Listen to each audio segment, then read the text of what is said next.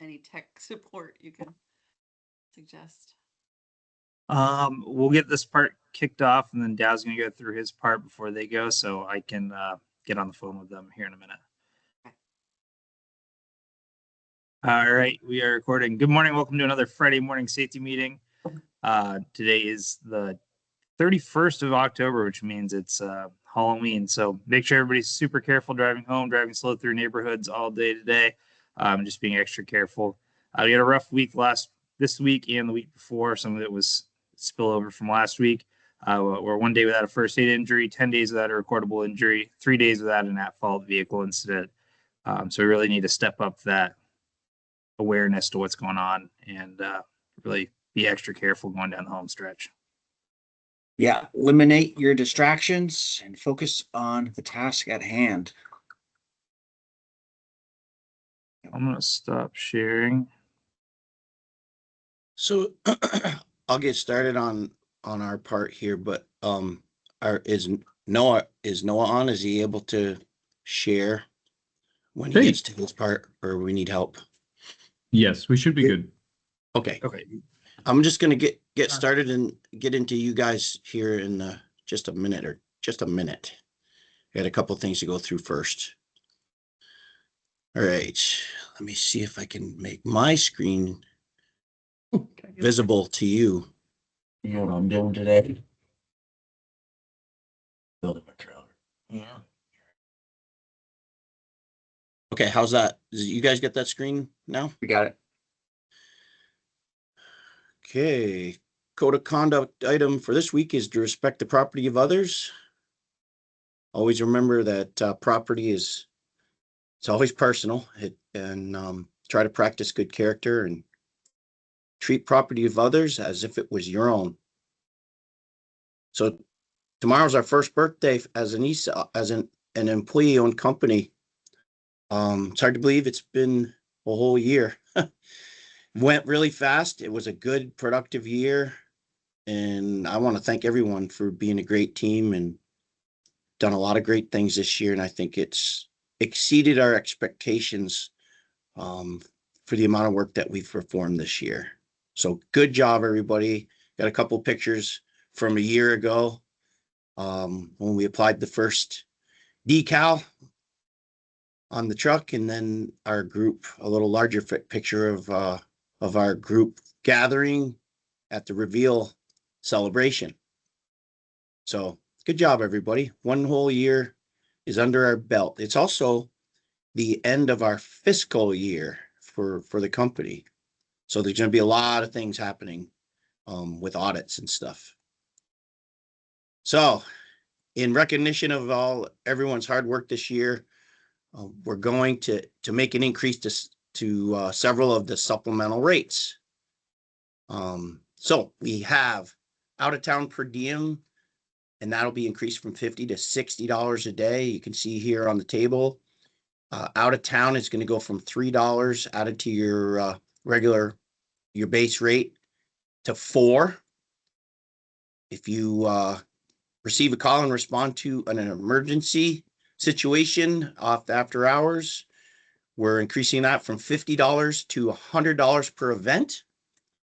And night shift, we've done a lot of night work, and we've got some coming up on Sunday night. So whoever works Sunday night, it's going to be the second, and they're going to receive $6 added to their base rate rather than the $4. This is effective on the 2nd, so we're going to have to make some adjustments, I believe, to how we report things. And if you have questions, let us know today, and we'll help you with that. So congratulations. And does everybody want me to proceed with this thing, or is there support for these increases? I don't hear anybody. Thanks, Ben. Okay. At least somebody said something. I heard someone yell in the other room. I was going to say that we'll do this by audible vote, but I don't think I want to do that right now. So that's pretty awesome. It makes it a little easier to work all night and try to sleep during the day. Employee owner idea of the week.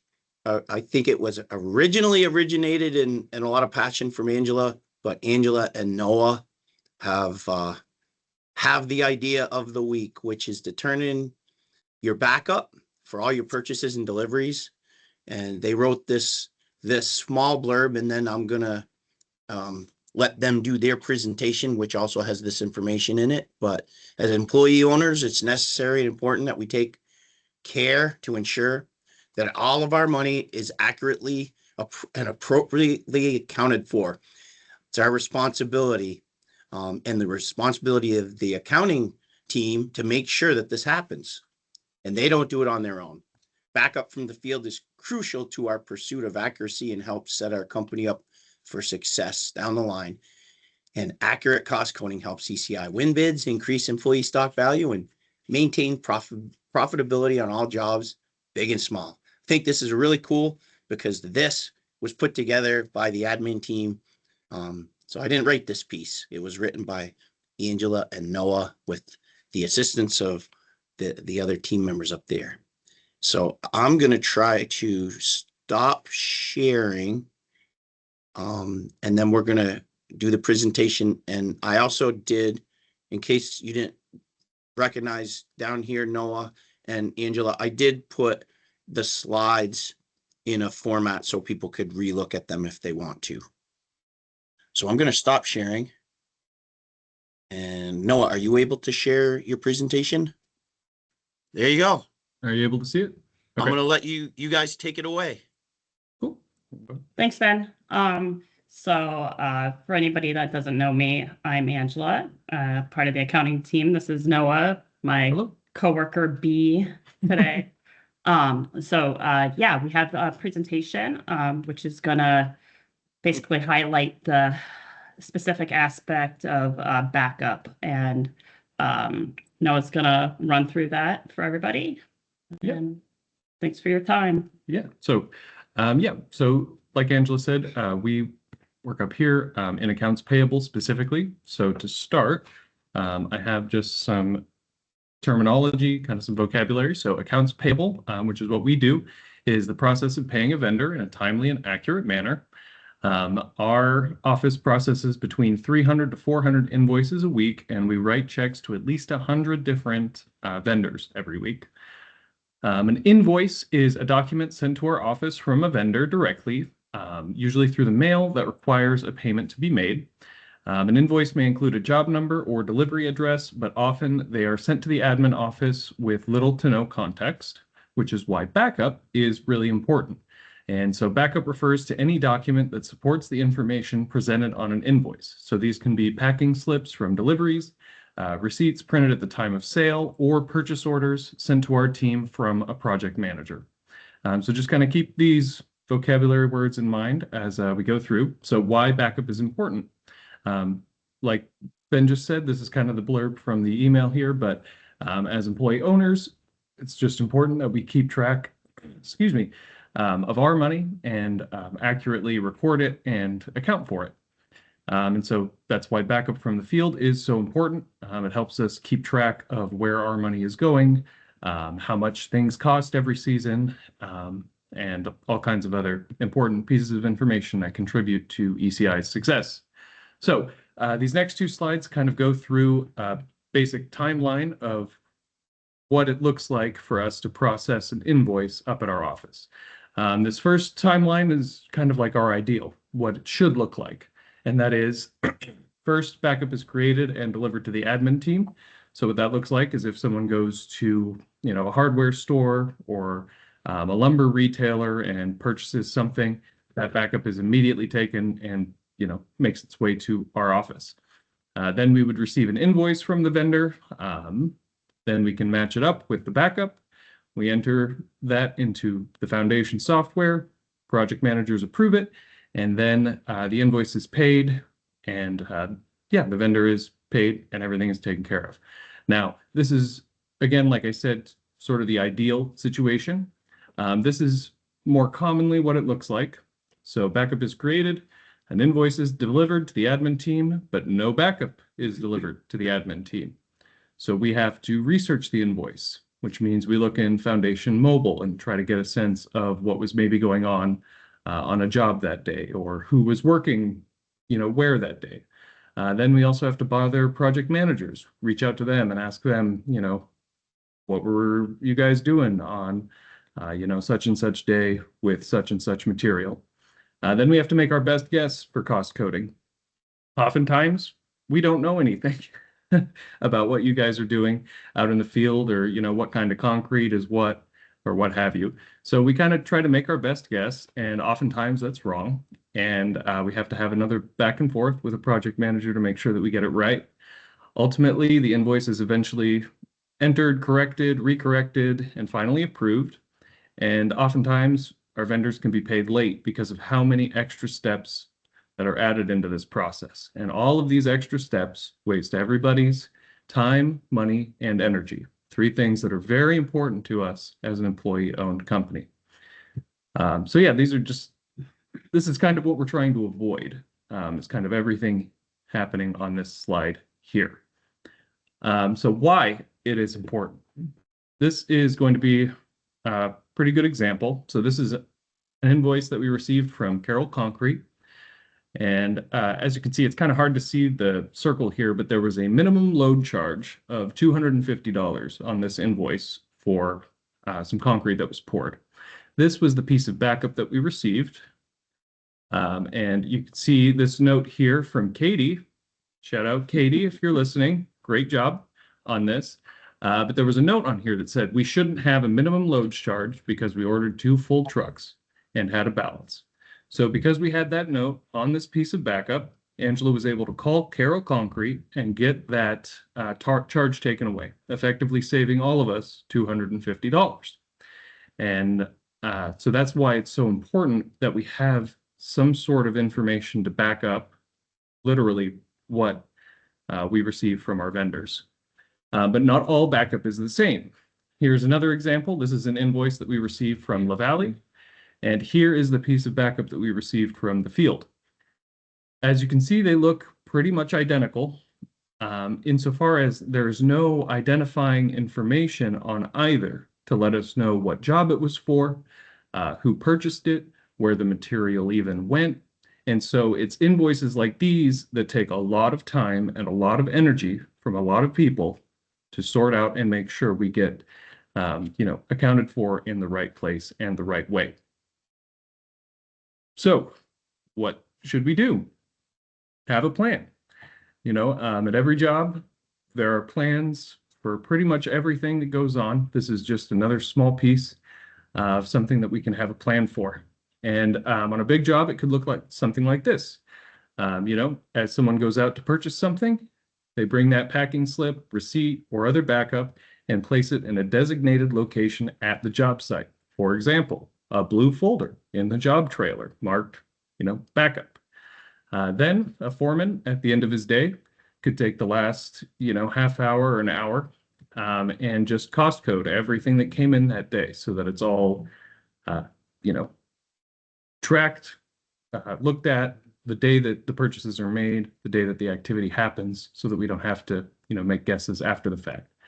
And finally, that same foreman can bring that blue folder back with him to the main office every week so that we can receive that backup and match it up with the purchases made on his job. This isn't, supposed to be kind of a catch-all thing. Like, we're not trying to say everybody needs to do this exact thing on all of their jobs. But we think it is important that there is something in place so that all of this backup can be captured and make its way back to our office. So that's kind of the brief of it. If you have any questions or concerns or feedback, please contact us. Both Angela and I are up in the admin office pretty much from 9 to 5 almost every day, Monday through Friday. You can just stop on by. Our emails are in Outlook. My name is Noah Roth. So if you just type my name in there, you can reach out to me. And Angela, same thing. You just type in Angela. There she is. And drop off your backup while you're here. If you want to stop by and kind of get a sense of what's going on up here, bring a stack of receipts. That'd be great. And finally, just have a safe, successful, and profitable end to the season here as we come to the conclusion. But yeah, that was kind of our brief presentation here. So yes, Very good. yes. That's awesome. And thanks for being here. And no, it always doesn't always look like a bee, but today, maybe if you go up, you'll know who he is by his costume. Good presentation. It's good to reinforce and get your faces out there to let people know the importance of this.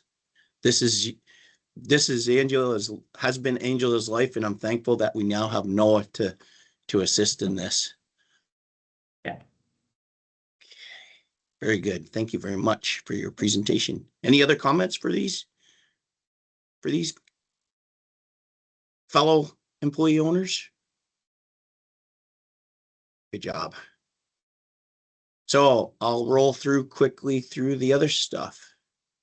And thank you for being on this morning, everyone. We've got some extra people on this morning, which is nice.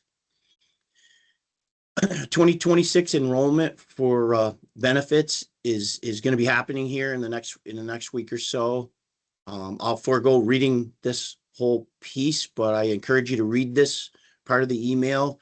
You're going to be contacted. We're going to be hearing a little bit more from Aaron in the coming week on our open enrollment. We do have our new rates we put up here. It looks like we've for the last 3 or 4 years, we've dodged any increase in our health and dental insurance. This year we experienced what I consider to be a minimal increase. I think it was 5 or 6%. So if you look at this table, you'll see that the single for the health insurance is going up $5 a week. The double is going up $8 from 132 to 140, and the family is going up from 198 to 210. So that's $12 a week. The dental is going from 510 to 537 for single. If you follow through the table, you'll see there's a column for 2025 and 2026 also for the vision. So you can look down through those.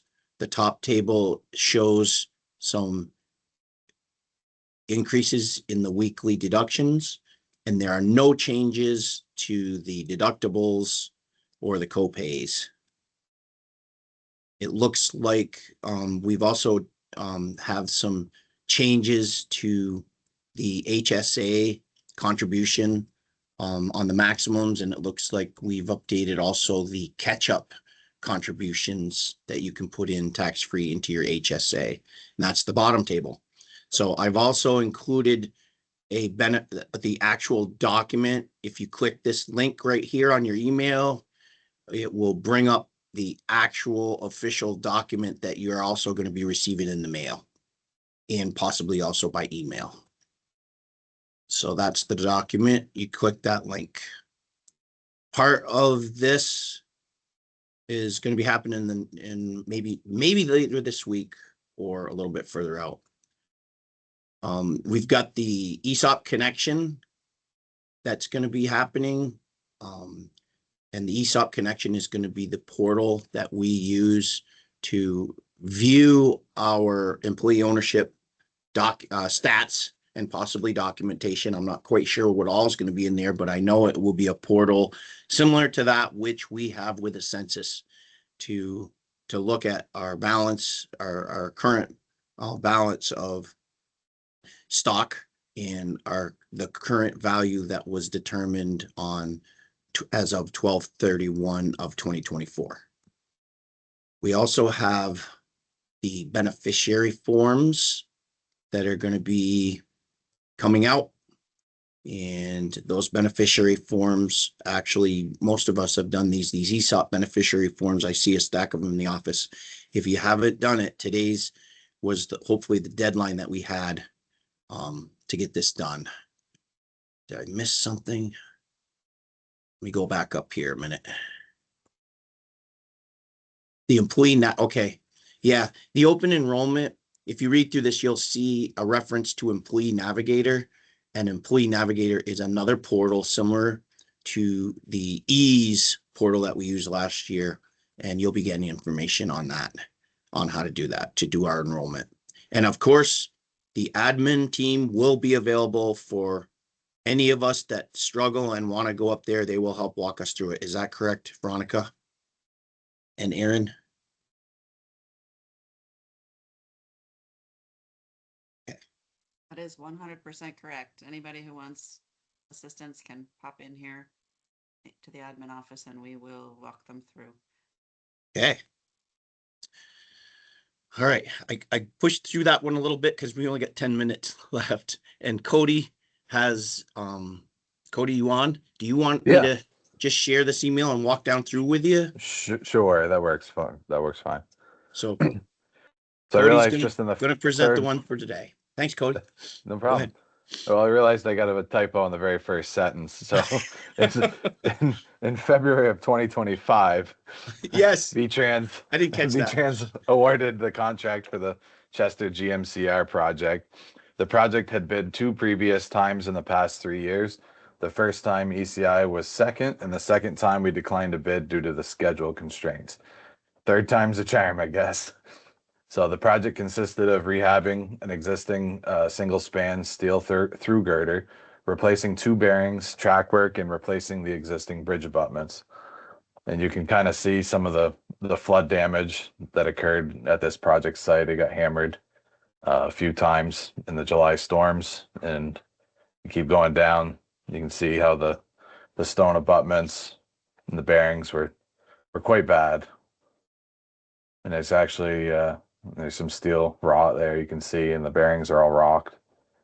But you can actually, in the next picture, you can see they shoved some wood blocking under it to kind of support one of the bearings that's actually sunk below the stone abutment. Oh, I didn't see that on the picture last night when I was loading these up. Yeah, so we mobilized in the spring of this year to start establishing access and to begin the steel repairs and shoring tower construction. The bridge location had been hit hard by back-to-back July flood events. An access road was constructed in 2023 to allow for flood repair work that was next to this bridge. So access has already been partially constructed for us. ECI hired Minoko LLC to abate the steel repair areas prior to any demolition work. And here's the guys doing some of the rivet replacements and some of the steel repairs, some of the angle stiffeners there. I like how they put nice new, is that Galvy? It's galvanized, right? Yep.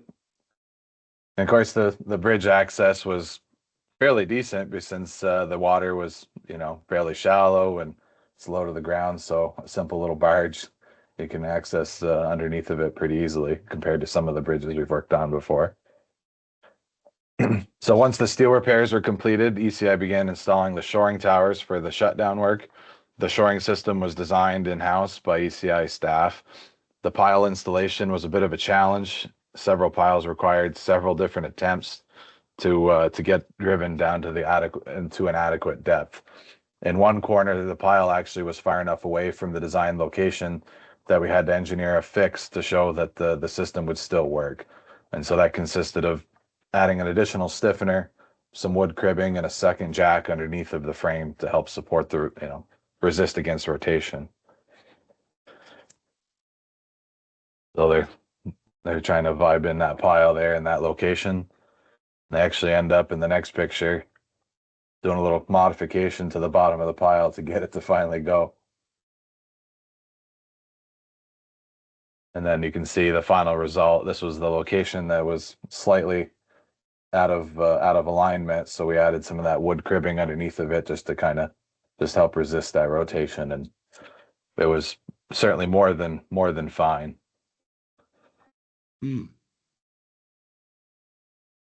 Although this is in the middle of the shutdown, there's both shoring towers are in place and ready to go. So the 2 60-hour shutdown periods were scheduled for late September and early October, one for each abutment. The last train went through the job site around 3 p.m. on Thursday afternoon, and then the crew promptly began removing the track and lifting the bridge off of its stone abutments. Once it's lifted, the existing stringer bolster steel was demolished and excavation for the new precast abutments and tie support walls began. So there's the last train going through. So we've already dug out the old stone abutment and the guys are pulling the steel, demoed the steel bolsters from underneath the bridge there. Looks like it just fell away pretty easy. Makes it look easy, but that's one of the bearings hanging over there in the distance, Yep. right? Yep. You can kind of see the next one, the abutment's gone and the guys are forming up for the new abutments there. So the new precast abutments were to be set on the existing stone masonry. ECI needed to clean the loose rock and soil from the stone and install shims at the appropriate grades for the precast to sit on. The void area between the precast and the stone were to get a rapid set grout product installed on it. This void area was anywhere from -2 inches, which required chipping it back down, chipping the stone down, that is, to 6 to 8 inches deep in some of the voids. ECI elected to use a rapid set ready mix concrete, mostly recently used in Jericho, to help reduce the amount of bagged grout product used to mix on site. So you can see us using the bucket there to get some of that ready mix in there. And you can see the shims where the precast was sitting on.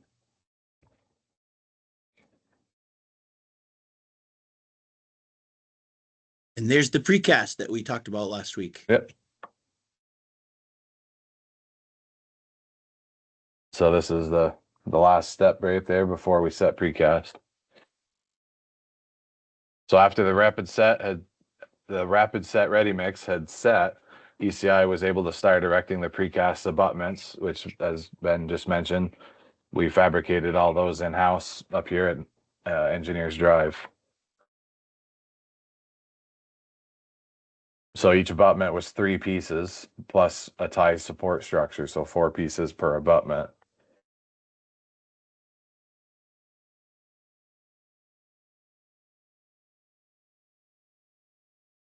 And they went together pretty nicely, actually. It took a lot of foresight to make sure all the anchor bolt sleeves were lined up and that the rigging wouldn't hit the bridge, and just there was a lot of work and it came together quite well.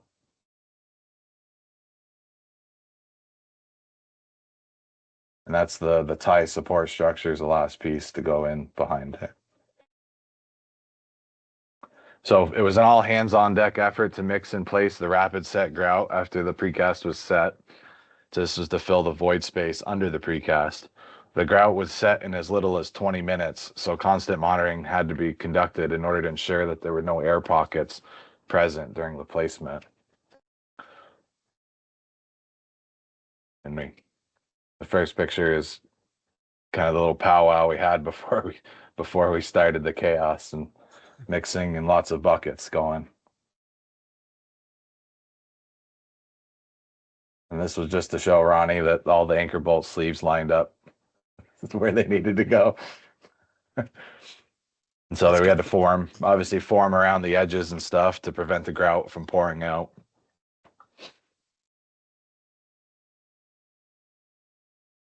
The more of the forming and the bucket brigade. And of course, every project we need QC, so It looks like expensive QC, Cody.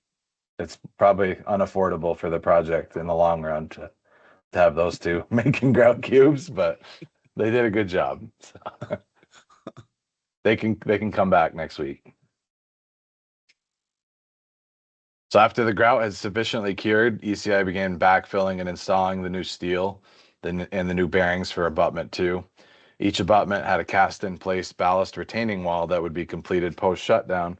So we had to build a temporary retaining wall to allow for the track to be reopened.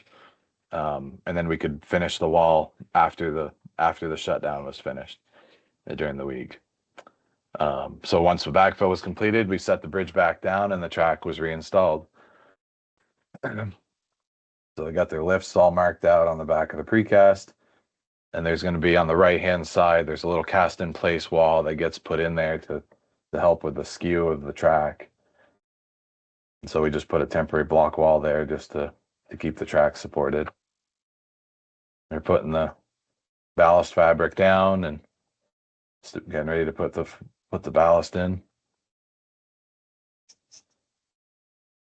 This is the opposite side.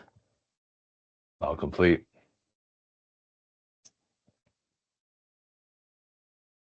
This is the guys are forming and pouring the grout pad underneath the bearings on the abutment one side. And this is the new steel, the stringer bolsters and the diaphragm underneath the new steel. So this supports the 2 stringer beams in the middle of the bridge. They're just sitting on temporary wood shims for now. And abutment 2 got these 2 brand new bearings.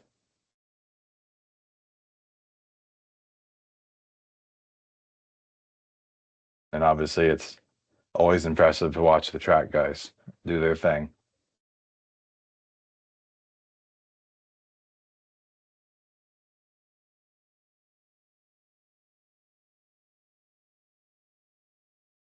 So both shutdowns had the track reopened to train traffic more than 12 hours early.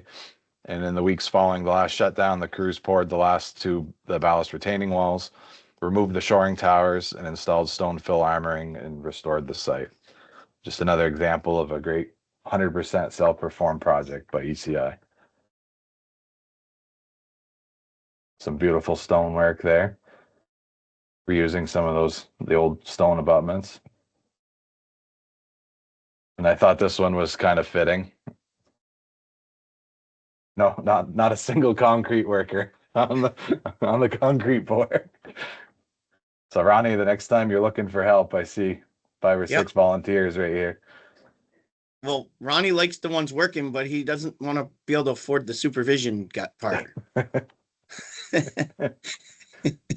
He's nice. And then this picture, just the March of 2025. So when we first started, or right before we first started. And then the next one is October. Wow. Beautiful. There's a nice picture right there. Somebody got. Yeah, McKinney thought they got a drone down there. And I was like, well, it might be from up on 103 looking down on the job. Yeah. So Yeah. Looks good. Awesome. Thanks, Cody. That was a good No job. problem. Well done. I've got a couple of pictures from the archives. Just looking for some old pictures, some of the old crew. And these guys would be impressed with what we've become. The guy on the left is Howard Perzo. He was an ex-state cop, but he worked here for years. And man, I'll tell you, you didn't want to make mad, but if you make him mad, but he was a gentle giant. The guy in the middle is Del Gilly. He ran the first 595s that John Deere's that we had. He was a really good operator. And then on the right is myself. Early 90s, I think, on that one. They're gone now. Mike Colby. There's Michael on the right.